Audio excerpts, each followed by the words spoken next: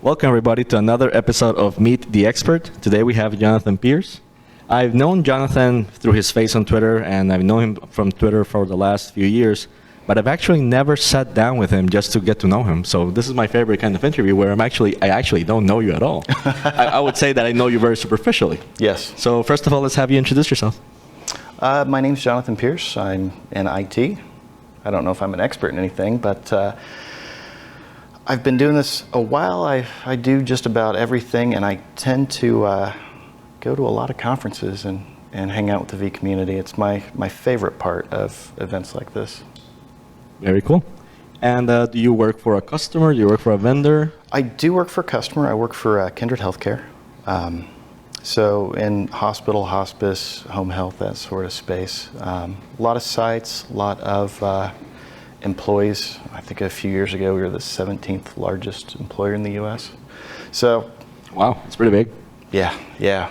How many years have you worked here? Just reached 5, which is the longest I've ever worked at any one place. All right. Well, one thing that I like to do is go back, all the way back, and ask you how you got it. You know, what drove you into IT, and what's your career been like? So I've always been into computers. When I was a sophomore, I decided to see if I could break my school's security, which I was able to. And then I thought, you know, maybe if I show them these vulnerabilities, I can get a job. And so I contacted them, and they thanked me for pointing out the flaws, but they don't pay students. However, if I wanted to work for them, they would give me credits. So for my sophomore year, junior and senior year, I worked for my school district. From there, I started my own shop, being a partner. I'm really not that great of a businessman. I like to give away everything or work late into the night on problems. So from there, I went to work for a managed service provider and then for a VAR until now where I'm at a customer. Okay. You kind of glossed over quickly there. You're like, I kind of worked for my school, then I was a business owner, and then, So tell me a little about what each job taught you or what you learned at each job that, propelled your career. So in 2000, I moved to Las Vegas to go to college, which being 19 and in Las Vegas is really not a great scholastic. What did you go to college for? Sociology, then political science. I always ask this question because most people don't tell me computer science. No, well, and all the people I knew that were going into computer science didn't really know anything about computers and thought, well, hey, there's a lot of money I can make in computers, so that's what I'm going to do. And that kind of turned me off to it. So you had a social interest, sociology, political science? Yeah. You were more into the, how the people talk to each other and how they get together and how they reach conclusions, I guess, or directions. Yeah, absolutely. I love people. I'm kind of antisocial and I'm a bit of an introvert, but I love the community. I love meeting new people, learning new things. I'm always wanting to learn. And I always kind of push back against getting an IT until life showed me that, this is really my calling, and as much as I want to fight it, I'm always going to end up working in IT, so better accept it. Okay. So after you finished college and then you decided to move back, where do you live? Kansas City now. Okay. And you lived there for a while? Yeah, for 15 years now. Awesome. That's where I think I last saw you, the Kansas City vMug, just a few, I want to say 2 weeks ago or something like that. Yep. Cool. You hang out with those guys. They're a fun bunch of guys. We're a close-knit family. Yeah. Ben and Eric. That's one of the oldest vMugs, right? Uh-huh. Have you been always were you with the vMug from the beginning? No, I think I joined in 2009. So pretty close. Jesus, 10 years. I think I only got to my first vMug 5 years ago, so that's ages. Well, at the VAR that I worked for, Michael Stancliffe worked there as well, and he was kind of my mentor. He doesn't know this because I didn't let on that I was paying attention and using him as my pace setter. But I really wanted to get into VMware and virtualization. That's what I was passionate in, yet all my certifications were in Windows Server and System Center, and that's where the VAR could use me. And they said, hey, we've got Michael Stanclift and Eric Lee.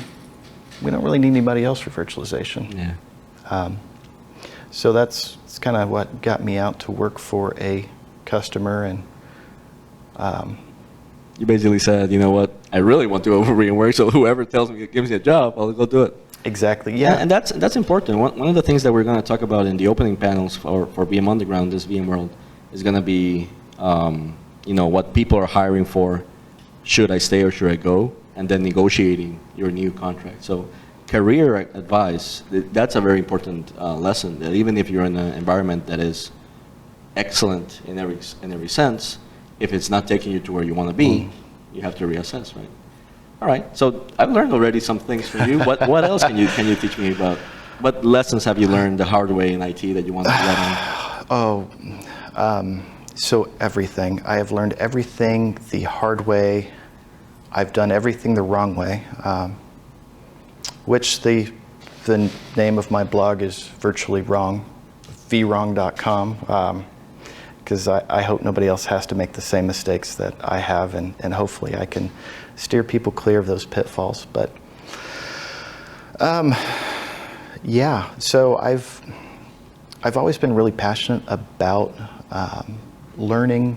I hold over 100 certifications, which means I'm good at taking tests. But wait. It's not 10. It's 100. Yeah.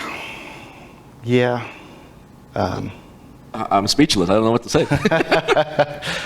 It's. Were you like? I've seen some people that are serial, like, oh, new certification, I'll not take it. New certification, not take it.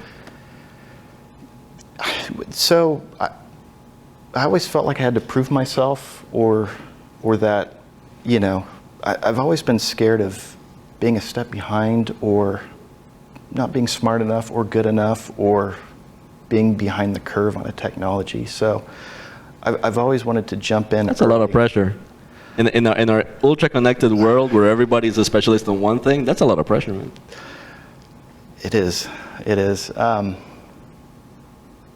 But it's, once you learn how companies do their tests, and you can kind of game it to go, okay, I know one of these is throwaway, which one's throwaway, two of these are kind of right, one of them's right. Yeah. And I'm good at taking tests. I don't claim that having those certifications entitles me for anything else other than being good at a test, but I enjoy studying and learning new things, and it's one of the things I love about vBrownBag. Cool. Have you participated in vBrownBag? I've not spoken on it, but yeah, I watch it all the time. You should. I think by this time it's already closing down. But if you really want to, we can probably sneak you into the VMworld US one. I'd love that. I still have my vBrownBag bag tags that say I was a speaker, but I wasn't, so I should. Oh no, that's terrible. That's a policy violation there. Now I have to fix it. No, but listen, seriously, we have people that for X or Y reason they have to cancel.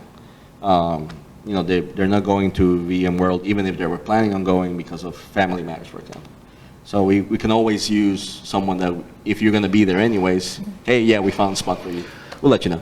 Well, and I like to hang out there at the it's the best Tech Talk area. Yeah, it's whenever you have the blogger table and the vBrownBag stage closed, that's sticker central, right? You can find any sticker in the conference there. Well, and that's where I can see all my friends, and as long as I hang out there, people come to me. So. Okay, so you mentioned your blog, vwrong.com. What's your Twitter handle? At J23EVAN. First initial, favorite number, and middle name. Favorite number because of Jordan at all? Of course, because of Jordan. There you go. Okay, that's pretty cool. All right, what haven't we touched on? Because I hate painting an incomplete picture of you. Do you have family? Do you have hobbies? I have 2 kids, 18-month-old. Oh, wow. And an almost 5-year-old. They keep me pretty busy, even though I do a tremendous amount of traveling. I do a lot of conferences. I also am a member of many evangelist communities like vExpert and Cisco Champions. And I like giving back to people. And so if anybody ever needs anything, or if I can help teaching anything, training, finding resources, I absolutely love helping. And I've always felt that it's not what you know, it's what you can teach others that really strengthens your organization.